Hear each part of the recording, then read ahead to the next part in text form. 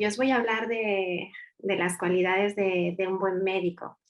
Lo que para mí es ser un buen médico en realidad es las cualidades de todas las personas que nos dedicamos a la salud. Em, Tampoco creo que os vaya a contar nada nuevo en este aspecto porque todos hemos sido pacientes y familiares de pacientes y en ese estado nos solemos sentir preocupados, con sensación de vulnerabilidad. Y cuando vamos a consultar con un profesional, habitualmente lo que esperamos o lo que vamos buscando más son aquellas cualidades ligadas más a la parte humana del profesional, que que nos concedan un espacio para poder expresarnos, poder sentirnos acogidos con amabilidad, con paciencia, que nos escuchen, que nos miren, que nos toquen, que sentir que tenemos un espacio en el que somos de alguna manera importantes en ese momento para el profesional que está por nosotros.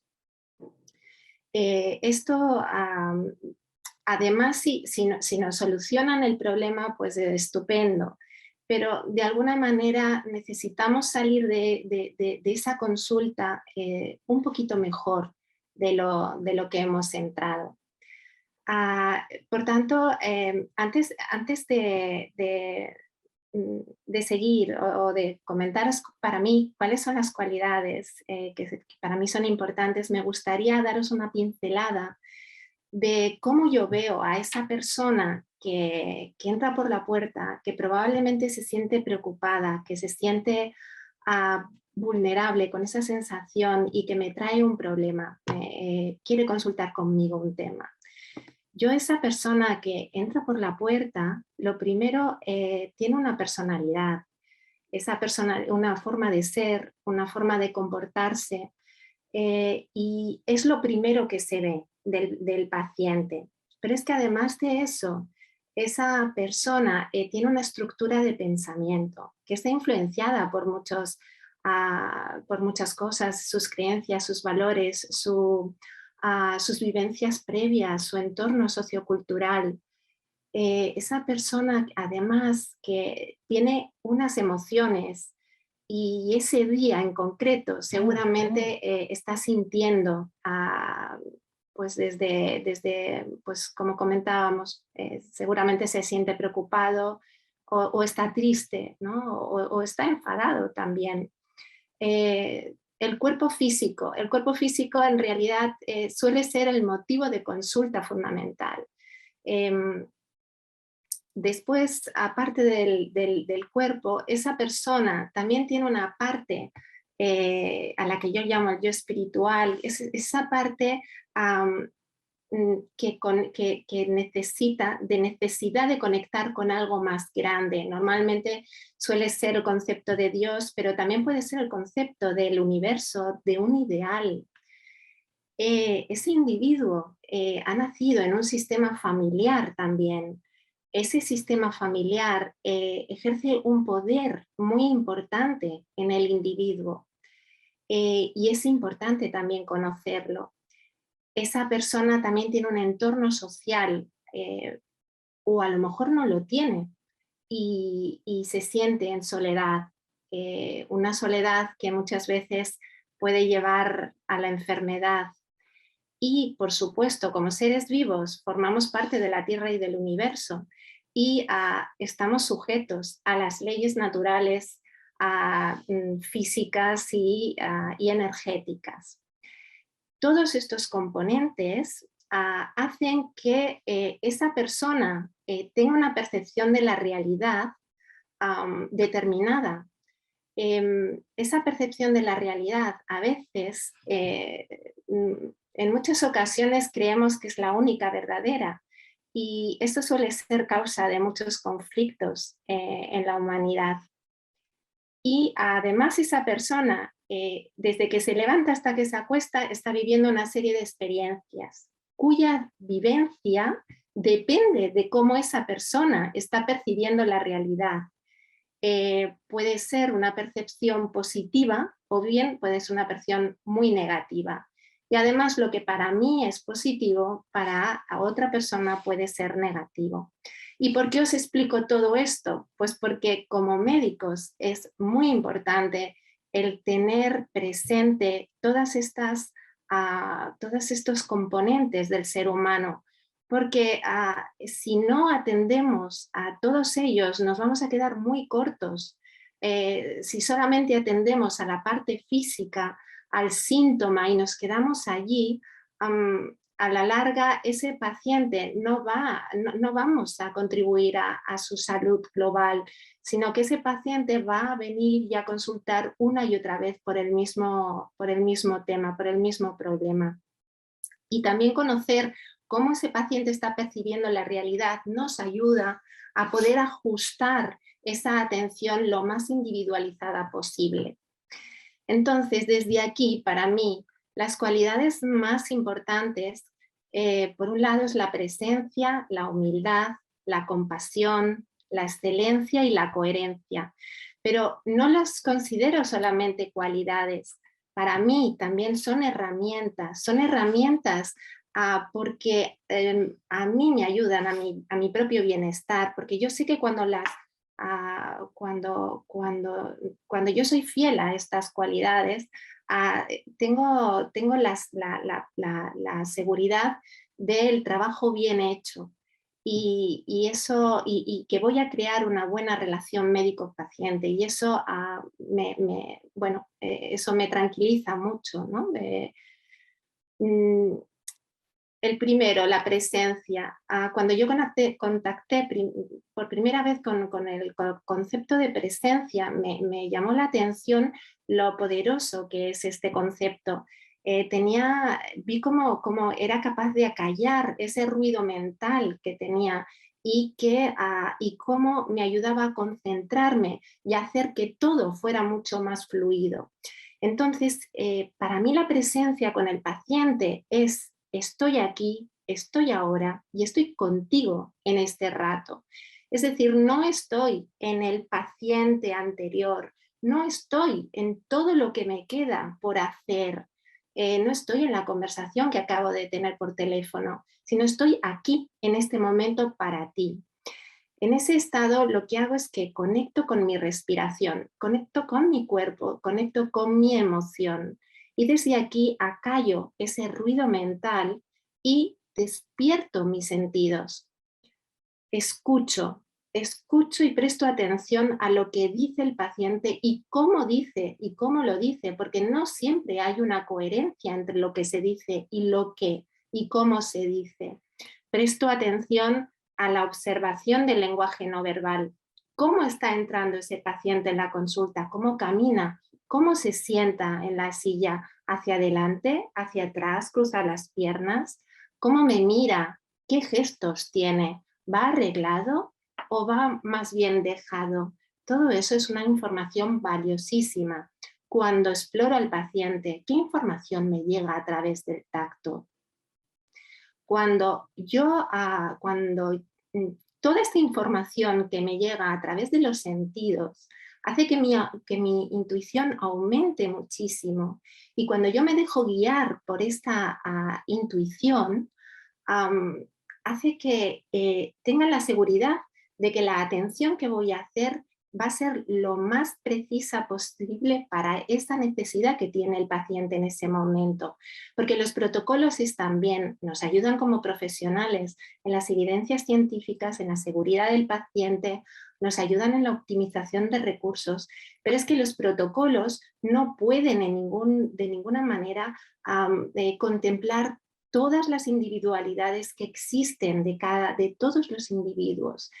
Es nuestra intuición la que nos ayuda a poder aplicar esos protocolos con la mayor precisión posible para ese paciente en concreto y para su necesidad. Porque es que demasiados protocolos ahogan la intuición y tenemos que tenerlo muy presente. La mirada de aprendiz. Esto para los médicos de familia es muy importante porque nos conocemos muy bien a los pacientes, los vemos muy a menudo y ya sabemos un poco de qué pie coge a cada uno. Pero a veces eso es un arma de doble filo porque es complicado no tener juicios y prejuicios, ¿no? Ya me va a contar lo mismo. Cuando yo me pillo en eso, lo que intento hacer es borrón y cuenta nueva, como si viera a ese paciente por primera vez, como si lo escuchara por primera vez. Y la verdad es que es curioso porque a veces saco información que nueva y que no pensaba que estaba ahí. Cuando yo estoy en la presencia, cuando yo estoy conectada conmigo, con mi respiración, con mi cuerpo, con mi emoción, me doy cuenta de cómo estoy en cada momento. Y si en ese momento no estoy bien o no estoy, siento alguna emoción que me está molestando, una tensión, um, eso me sirve cuando me doy cuenta para poder regular cuánto yo me voy a dar, cuánto, para poner límites, porque si yo me siento mal, no voy a atender al paciente de la misma manera y puedo caer en el error de proyectar en el paciente mi propio malestar. Dentro de la presencia tengo muchísimo cuidado en la voz y en el lenguaje. ¿Por qué? Porque si yo detecto la necesidad que tiene ese paciente, yo puedo modular el tono de voz y puede ser desde el tono de voz más dulce hasta el tono de voz más firme. Y sobre todo, ¿qué digo y cómo lo digo? Los médicos y el personal sanitario tenemos un gran poder con nuestras palabras, con nuestro lenguaje, porque se pueden convertir en profecías cumplidas. Todavía hoy me sorprende el paciente que llega y te dice, doctora, es que desde aquello que me dijo, es que aquella frase que es que no la he olvidado todavía y no sé por qué me sorprendo, pero es que es así. Un lenguaje positivo, un lenguaje orientado a las soluciones, un lenguaje orientado a los recursos, a lo que se tiene, no a lo que se ha perdido o a las causas, porque en realidad esto al final no tiene ningún sentido y hace que el paciente se enganche en el pasado o en aquello que no se puede hacer. Las preguntas poderosas. La primera persona que nos regaló 3 preguntas muy poderosas fue Hipócrates, con ¿qué le pasa? ¿Desde cuándo? ¿Y a qué lo atribuye? Las preguntas poderosas son aquellas que hacen a que el paciente reflexione sobre sí mismo y aumente su conciencia de lo que le pasa. Son preguntas que ayudan a conectar con lo que piensa, con lo que siente, con su cuerpo, con sus expectativas, con sus recursos. Son preguntas abiertas, no son preguntas de sí o no, son preguntas que ayudan a reflexionar. Y por supuesto son preguntas que también están orientadas a encontrar soluciones. El reconocer al paciente es súper importante, reconocerlo en su dolor, en su sufrimiento, reconocerlo en los esfuerzos que hace por mejorar, señalar las emociones. Hoy lo veo más triste, hoy está más preocupado, lo veo muy contento hoy, ¿no? Celebrar con él los éxitos cuando consigue las cosas. Conectarlo con sus propios recursos y con su propósito de vida. Todas las personas tenemos recursos que nos pueden ayudar a tirar adelante, recursos como habilidades personales, recursos sociales, el entorno social, recursos también en su lugar de residencia y el propósito de vida. Había, bueno, Viktor Frankl, no sé si lo conocéis, fue un psiquiatra austriaco que vivió unos años en un campo de concentración y escribió un libro buenísimo, El hombre en busca de sentido. Viktor Frankl se dio cuenta en ese ambiente tan sumamente hostil y en medio de todo el drama que le tocó vivir, se dio cuenta de que aquellas personas que tenían un propósito de vida, aquellas personas que tenían un objetivo por el que levantarse cada mañana, eran aquellas personas que al final terminaron sobreviviendo y tenían muchísimas más posibilidades de sobrevivir. Por tanto, conectar al paciente con ese propósito de vida. Otra gran, cualidad, la humildad. Esto en los sobre todo en los médicos, es complicado, porque yo creo que en la carrera bueno, yo creo que nos transmiten eso de que estamos por encima del bien y el mal, y eso no es cierto. Reconocer nuestras limitaciones con honestidad frente al paciente, pues si no lo sé, no lo sé. Eso no quiere decir que voy a abandonar al paciente, eso quiere decir que lo consultaré, que lo miraré y que ya le diré alguna cosa. Me he equivocado, usted tenía razón. Reconocer nuestra propia vulnerabilidad. Somos los peores pacientes que existen, porque no reconocemos las señales de alarma en nosotros mismos. Y el paciente es el otro, el que se enferma es el otro, nosotros no. Esto es un error, hay que reconocerlo y hay que conectar con nuestra propia vulnerabilidad y saber cuándo estamos mal. El paciente es el que más sabe sobre sí mismo. El paciente tiene un máster en sí mismo desde que nació. Por tanto, abandonar esas actitudes de yo sé mejor que tú lo que te pasa y a confiar en el paciente. Abandonar las actitudes paternalistas, devolverle el poder al paciente, responsabilizarlo de lo que sí puede hacer. A invitarlo a que tenga una actitud proactiva en su propia curación, ayudarle a reconocer aquellas actitudes que están influyendo en su enfermedad y también ayudarlo a soltar y a aceptar aquellas cosas que no puede hacer.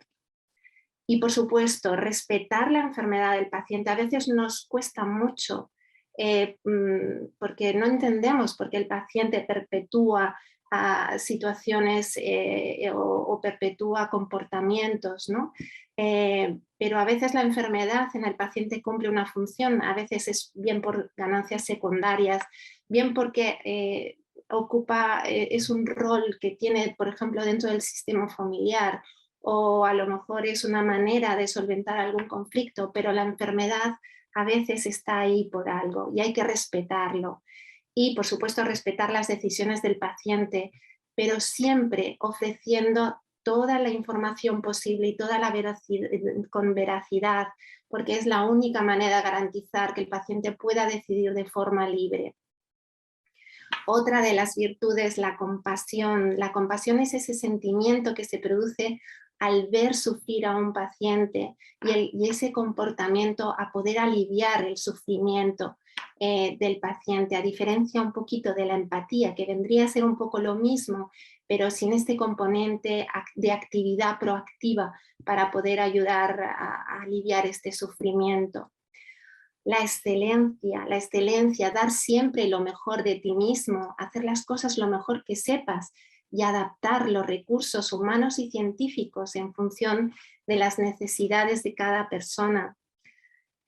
Y para mí, por último, la más importante, la coherencia. No podemos dar aquello que no tenemos. Y si intentamos hacerlo, al final terminamos, pues como terminamos muchos, quemados y con el síndrome famoso del burnout. La coherencia es, si queremos encarnar estas cualidades, con la primera persona que tenemos que ponerlas en práctica es con nosotros mismos.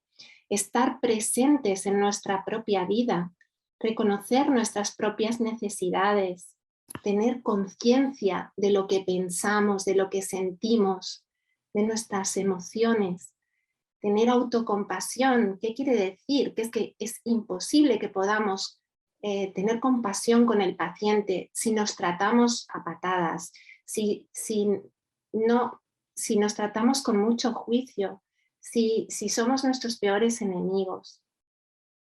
Responsabilizarnos de lo que nos toca, dejar el victimismo y responsabilizarnos de lo que sí podemos hacer. Y por supuesto también soltar aquello que no nos corresponde y aceptar las cosas que no podemos cambiar, aprender de los errores y recordar cuál es nuestro propósito en la vida y cuál es nuestro propósito también en nuestro trabajo, sobre todo en estos últimos 2 años con la gran deshumanización que ha habido. Recordar por qué hacemos lo que hacemos y por qué estamos donde estamos. ¿Cómo podemos hacer esto? ¿Qué nos puede ayudar a poder tener esta coherencia? Yo lo he encontrado en lo que llamo el viaje del héroe, que es empezar un camino de autoconocimiento. Es un camino que es hacia adentro de nosotros, es un camino difícil, es arduo, pero que una vez que empiezas es muy difícil tirar atrás. ¿Qué consiste? En saber quién soy yo, cómo soy, qué pienso, en qué creo, cuáles son mis valores, con qué me identifico, cómo me hablo, qué siento, cómo se expresa mi cuerpo, cuáles son mis señales en el cuerpo, cuál es mi sitio en la familia y, por supuesto, cuál es mi propósito en la vida, qué es importante para mí y tenerlo claro. Yo os he puesto también aquí unos recursos que evidentemente no hace falta todos ellos, pero que de alguna manera a mí me han ayudado a poder seguir con este camino. Que, bueno, por supuesto, el mindfulness, la meditación, la Gestalt, el enneagrama, la programación neurolingüística, el coaching, las visualizaciones, las constelaciones familiares, la psiconeuroinmunología, las metáforas, cuentos, libros, películas. En fin, espero que todo esto os pueda también un poquito ayudar a vosotros también.